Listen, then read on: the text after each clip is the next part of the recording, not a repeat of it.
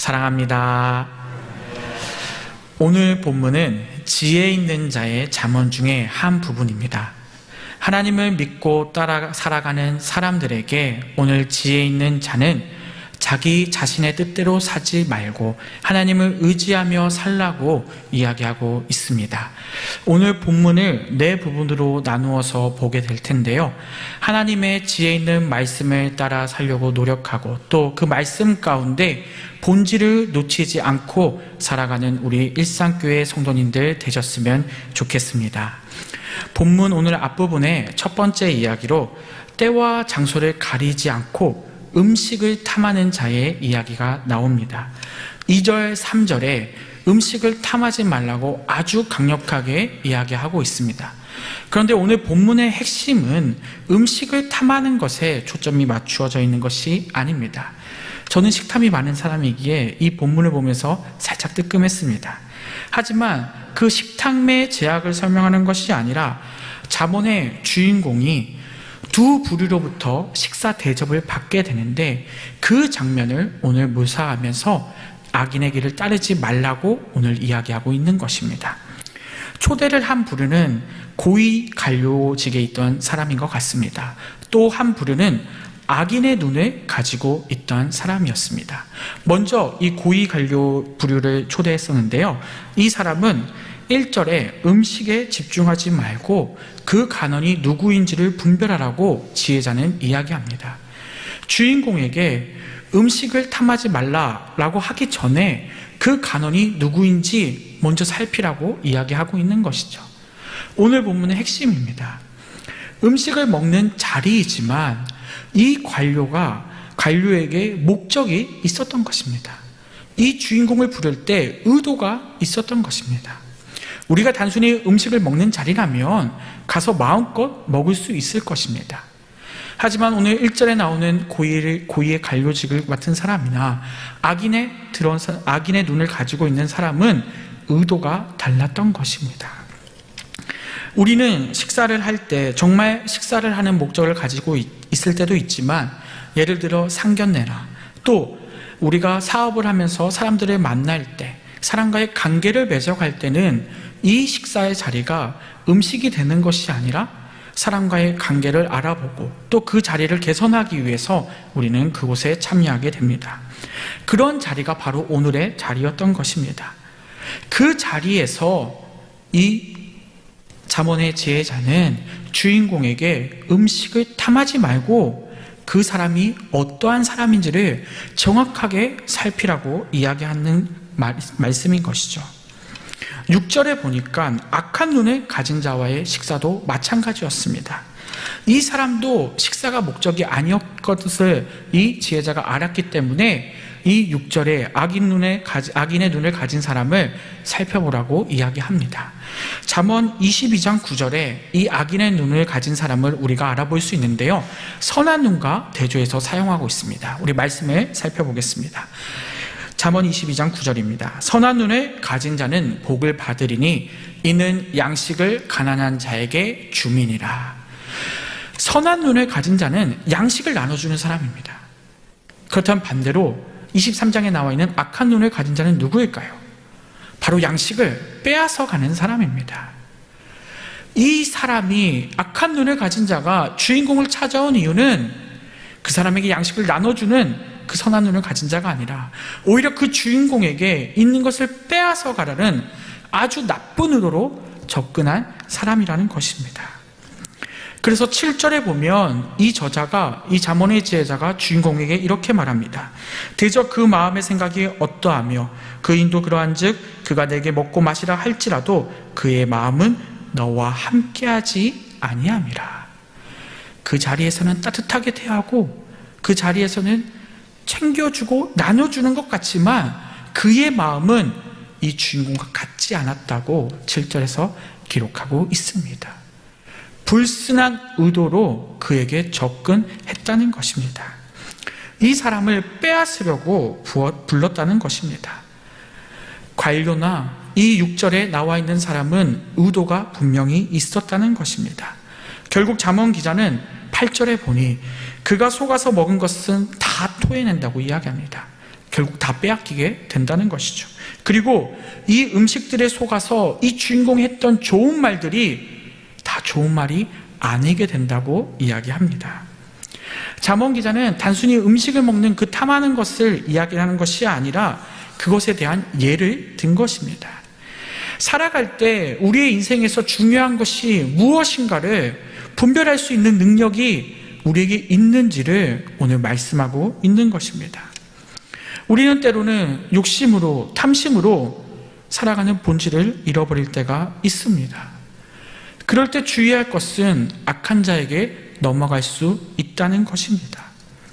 여호와를 믿고 살아가는 자들은 본질과 비본질적인 것을 분별할 수 있는 지혜가 있어야 한다는 것입니다. 자, 그렇다면 주인공이 했던 반대의 행동을 우리가 한번 생각을 해볼까요? 우리가 본질을 지키려고 한다면 어떻게 행동할까요? 본문의 말씀처럼 음식을 탐하지 않았을 것입니다. 그리고 그 간언이나 또 악인의 눈에 가진 사람을 잘 파악하려고 노력했을 것입니다. 선한 눈인지 악인의 눈인지 알아보려고 했다는 것이죠. 하나님의 은혜와 사랑을 알고 하나님이 계신다는 본질적인 지심 안에서 있는 사람은 그것을 깨달을 수 있고 분별할 수 있는 능력이 생긴다는 것입니다. 사람을 분별하고 자리에 맞는 통제력을 가질 수 있게 된다는 것입니다. 그러한 때 2절에 보면 식탐이 있더라도 목에 칼을 댈 수 있는 절제력이 우리에게 생기게 될 것입니다. 우리는 이렇게 사람을 우리는 하나님 안에서 본질을 갖추어서 사람을 분별할 줄 아는 능력이 있기를 바랍니다. 오늘 두 번째 문제는 수단과 방법을 가리지 않는 부자 이야기가 나옵니다. 돈에 관련된 유혹은 살아가면서 우리 모두가 겪는 이야기입니다. 일반적인 생각으로 돈이 있어야 나의 부족함을 채울 수 있고 또 다른 사람들과 살아가면서 그 사람들에게 내 인생이 좌지우지 될 수 있지 않게 하기 위해 우리는 어느 정도 돈을 갖춰야 한다고 보통 일반적인 생각을 합니다. 그런데 오늘 이 돈에 대해서 본문 4절에 사사로운 지혜라는 말로 표현하고 있습니다. 돈은 사사로운 지혜입니다. 그런데 그 사사로운 지혜를 오늘 이 저자는 벌이라고 이야기합니다. 우리가 한번 생각해 볼까요? 나는 혹시 이 사사로운 지혜에 뛰어나지 않습니까? 돈을 버는 것을 누구보다 사랑하고 있지는 않습니까? 또 그 방법을 위해서 우리는 살고 있지 않습니까? 저도 하나님을 믿기 전까지 삶의 목적이, 삶의 이유가 확실하지 않으니 이 돈을 버는 것에 초점을 맞추며 살아가게 되더라고요. 세상에서는 돈의 가치가 매우 중요하기 때문에 이 지혜를 우리는 다 얻고 싶어 합니다. 그런데 오늘 본문의 저자는 4절에서 이 사사로운 지혜를 멀리하라고 이야기하고 있습니다. 심지어 쓸데없는 것이라고, 5절에 허무한 것에 주목하는 것이라고 이 돈을 아주 평가절하하고 있습니다. 왜냐하면 이 5절 뒷부분에 재물은 독수리와 같기 때문입니다. 독수리처럼 이 재물은 우리가 애를 써서 가질지 몰라도 이 독수리처럼 결국 날아가게 된다는 것입니다. 물론 본문의 말씀처럼 모든 물질이 날아가는 것도 있지만 순식간에 그 돈에 대한 만족감도 순식간에 사라질 수 있다는 것을 말하는 것입니다. 실제로 전도서 5장 9절의 이하에 보면 돈을 사랑하는 사람치고 돈이 많다고 만족하는 사람이 없다고 지적하고 있습니다. 오히려 12절에 보면 돈 없어서 일하는 자는 단잠을 잡니다. 그런데 부유한 자는 불면증에 시달린다고 기록되어 있습니다. 잠언의 기자에 이어 바울도 이렇게 말합니다. 우리 디모데전서 6장 8절에서 10절 같이 한번 읽어보겠습니다. 우리가 먹을 것과 입을 것이 있은즉 족한 줄로 알 것이니라.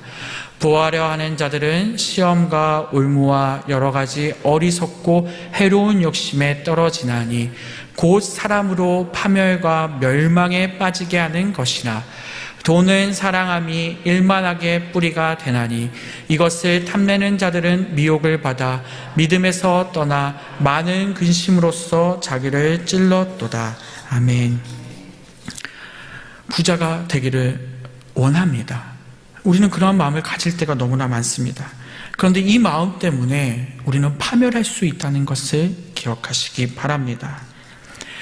돈 때문에 판단력이 생기지 않습니다. 그래서 잠언 기자는 이 사사로운 지혜를 멀리하라고 이야기하는 것입니다. 강력하게 얘기합니다. 돈에 대해서 끊고 하나님 안에서 본질을 회복하라 라고 말하고 있는 것입니다. 이 일은 여기 서 있는 저 역시에게도 너무나도 어려운 일입니다. 그러나 오늘 방금 읽은 디모데전서 말씀처럼 이것에 얽매이게 된다면 우리는 인생에서 파멸과 멸망에 빠질 수 있다는 사실을 조심해야 합니다. 세 번째 말씀입니다. 자식이 우상되는 것에 대해 또 이야기합니다. 이것은 어느 누구에게나 해당이 될 텐데요. 자식을 너무 기이 여기다 보면 오늘 본문 13절에 말씀을 보면 어떤 교훈이나 훈계를 자식에게 하지 않는다라고 이야기합니다. 오히려 잠언 기자는 그 행동에 대해서 그것이 그 영혼을 망치는 행동이라고까지 이야기합니다. 잠언 기자는 때리라 그가 죽지 아니하리라. 이것은 말은 죽을 때까지 때리라는 뜻은 전혀 아닙니다. 이 무슨 말이냐면 죽음보다 부모로서 훈계하지 않고 아이를 하나님께 내어드리지 않는 이 행동이 더 위험하다는 것을 말하고 있는 것입니다. 부모는 자녀가 믿지 않아 사망의 길로 가지 않도록 가르쳐야 합니다. 더 가르쳐서 하나님을 같이 믿고 생명의 길로 인도하는 것이 바로 부모의 역할인 것입니다. 그래서 부모는 반드시 하나님 안에서 신앙의 울타리 안에서 가르치려고 노력을 해야 합니다. 주일 성수 지키기, 가정예배 드리기 등 우리만의 규칙을 가지고 자녀들을 양육하는 필요성이 분명히 있다는 것입니다. 저 역시 어린 시절에 주일날 돈 쓰이지 않기, 또 매일 성경 읽기, 부모님께서 어떻게든 신앙교육을 시켰었던 것을 아직도 기억합니다. 제가 믿음을 갖지 못하니 여름 성경학교를 무려 몇 번을 보내신지 모릅니다. 그때는 인터넷이 발달한 시대도 아니어서 신문 보고 다 전화해서 저를 성경학교에 몇 군데를 보내셨던 기억이 있습니다. 지금 생각해보면 제가 공부를 잘하지 못했지만 그래도 하나님 믿으며 살아가는데 이 부모님의 신앙교육이 매우 컸다는 사실을 지금도 느끼고 있습니다. 이것이 오히려 맞지 않을까요? 공부나 사회생활을 좀 느슨하게 하면 어떻습니까? 우리에게 중요한 것이 무엇입니까? 자녀의 신앙 아닙니까? 사망의 길로 보낼 수 없지 않습니까? 우리 함께 자녀와 함께 생명의 길로 나아가야 되는 것 아닙니까? 주일학교 교육자로서 이 중요성을 너무나도 잘 알고 있지만 저도 강하게 이야기하지 못할 때가 있습니다. 사회가 그렇게 공부와 세상에서의 성공이 중요하게 여기고 있기 때문입니다. 또 우리 부모님들도 그것이 너무 중요하다는 착각에 빠져 살 때가 있기 때문입니다. 하지만 내 아이들이 나중에 신앙을 갖지 못해서 사망의 길을 간다면 우리가 어떻게 하나님 앞에 우리만 온전히 설 수 있겠습니까? 우리는 이 아이들의 신앙교육을 포기하지 않았으면 좋겠습니다. 오히려 그 사랑으로 신앙을 지키려고 아이들을 가르칠 때 자식들이 우상화되지 않을 것입니다. 그리고 하나님과 함께 걸어가게 될 줄을 믿으시기 바랍니다. 마지막으로 약자의 돈을 갈취하는 장면이 등장합니다. 악인들은 어떠한 사람을 괴롭힐까요? 10절에 보니까 고아들을 괴롭힌다고 나와 있습니다. 고아는 누가 도울 수가 없는 자들입니다. 악인들은 아무도 도울 수 없는 사람들을 괴롭힙니다. 보통 보면 아이들도 보면 앙따시키고 학교폭력을 대상이 되는 아이들이 누굽니까? 힘없고 자신을 도와줄 수 없는 사람들을 괴롭힙니다. 악인들은 그러한 사람들만 노리면서 괴롭히고 공격한다는 것입니다. 그런데도 놀랍게도 하나님께서는 고아의 하나님, 가부의 하나님, 공의의 하나님으로서 그 약자들을 돌보시고 그들을 지키시고 그들을 인도하신다고 분명히 말씀하셨습니다.